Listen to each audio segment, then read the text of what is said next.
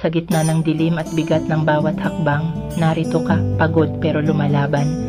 Hindi masama ang huminto at magpahinga, sapagkat sa bawat pagsuko ng katawan, may pagkakataong bumangon muli. Ito ang kwento ng pag-asa sa kabila ng unos, ng pagtanggap sa pansamantalang pagkatalo upang muling makatagpo ng liwanag. Huwag matakot sa pansamantalang pag-urong, dahil sa dulo ng bawat laban, may bagong simula.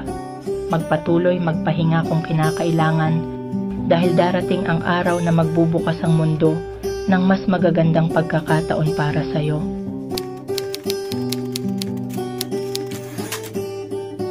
Sa bawat hakbang na tila ba'y mabigat, sa bawat paghinga na tila ba'y kulang, sa bawat patak ng luha sa gabing tahimik, narito ako kasama mo sa bawat saglit. Hindi masama ang huminto, magpahinga, kapag ang puso't isipan ay tila ba'y pagod na. Sa gitna ng laban, sa gitna ng unos, kailangan din ng pahinga upang muling bumangon.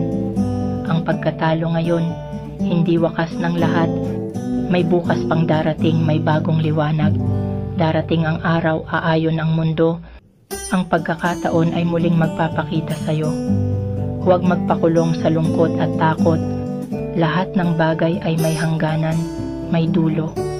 May mga bagay o tao na hindi para sa'yo dahil may mas nararapat, may mas maganda para sa'yo. Sa bawat pag-ikot ng oras, sa bawat paglipas ng araw, may bagong pag-asa, may bagong pagkakataon. Magpatuloy ka lang, huwag kang susuko. Sa dulo ng lahat, tagumpay ay makakamtan mo. Kaya't sa bawat hakbang, sa bawat paghinga, kasama mo ako sa bawat laban ng buhay. Magpahinga kung kailangan, bumangon kung kaya, dahil ang bukas ay puno ng pag-asa, puno ng saya.